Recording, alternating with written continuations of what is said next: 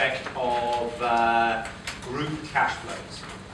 Dividends paid to NCI, dividends received from associate, these have the group context to them. Thirdly, acquisition, disposal of a sub. Acquisition, disposal of a sub. Now, I can't crudely say whether this is cash in or cash out, because it depends whether you're buying or depends whether you're selling. But it would be in investing activities.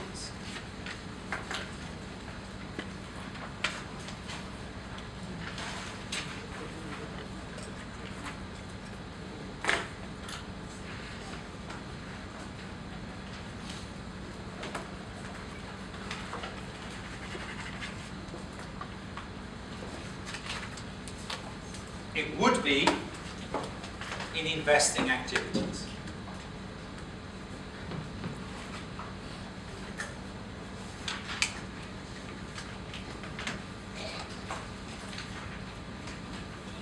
When you calculate goodwill, the figure might be 100. The investment in the sub might be 100. This figure might be 30. Why? Yes, yes. Remember what we are doing, we're in a cash flow. So the figure that we want here is, and I hope it's patronising, it's the cash payment to buy the sub. And if we have engaged in a share-for-share exchange, that figure could be nil, or that figure could be 30. You know, if you buy a sub for 100, if you've paid all of the consideration in shares, then no cash goes out. So this number here, look and just make sure that it's the cash that you've paid. Because remember, you're in a cash flow statement.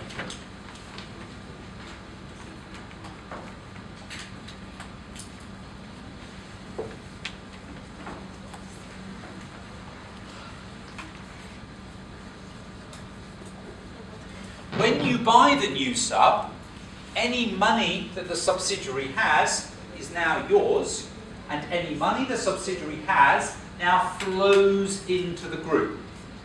So although you may spend 30 million buying the sub, if the sub has $1 million in the bank, that cash is positive, and that cash flows into the group.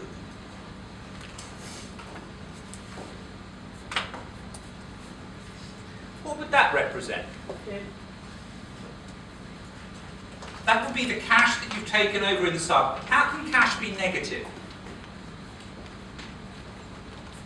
That would be your bank overdraft. I'm sure I'm not the only one who knows what negative cash is. Yeah? I'm sure I'm not the only one who's ever had a bank overdraft. Now that's what happens when you buy a sub. By the same token, you would want the proceeds on the sale of a sub. And that would be money coming in. Again, just a word of caution, you'd want the cash proceeds. And then you would have the cash balance passed away in the old sub. So you might sell your sub for 30 million, so you would receive cash of 30 million. But if the subsidiary has $1 million in the bank, you've lost that million. So you're only better off cash-wise by 29. Unless, of course, you're selling a negative. Because if you sell a subsidiary with a bank overdraft, you're ultimately better off cash flow-wise. So investing activities is partly to do with buying, and it's all to do with non-current assets. Yeah, buying a sub, selling a sub, and those are two things that you would not have seen before in F7. Now there is something else that I need to convey. There is something else that I need to get across. When you buy a sub, everything gets jiggled up. When you buy a sub, there will be more goodwill, more plant, more inventory, more receivables, more payables, more loans, more tax, more of everything. So when you buy a sub, everything goes up. And this means when you're reconciling your plant, reconciling your goodwill, reconciling your inventory, reconciling anything, when you're reconciling those balances, the net result is you've got to take into account the fact that you bought a sub. So, there is a consequence on buying a subsidiary during the accounting period. When a subsidiary is acquired,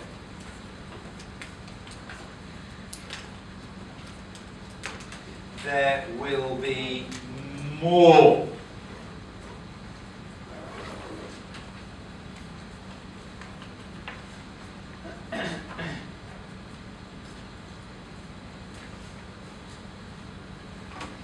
when a subsidiary is acquired, there'll be more goodwill, more NCI, more PPE, more inventory, more receivables, more payables, more loans, more tax, more trade, more of everything that you bought.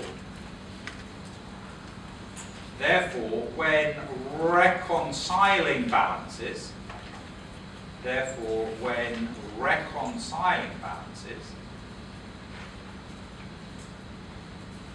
remember to add. Because the impact of the acquisition has been to increase the amount of the goodwill, the NCI, the PPE, the loans, the inventory, the receivables, the payables, the tax, and everything else. So you'll have to remember to do that. Now, by the same token, when a subsidiary is disposed of, there will be less goodwill, less NCI, less plant, and therefore when you are reconciling, you're going to have to effectively deduct. I have no idea whether you understand that or not. You have no idea whether you understand that or not until you do an example. This is not something which is a theoretical, can you write an essay about it? This is something practical. Can you number crunch? Number 8. Can you number crunch? Number 8.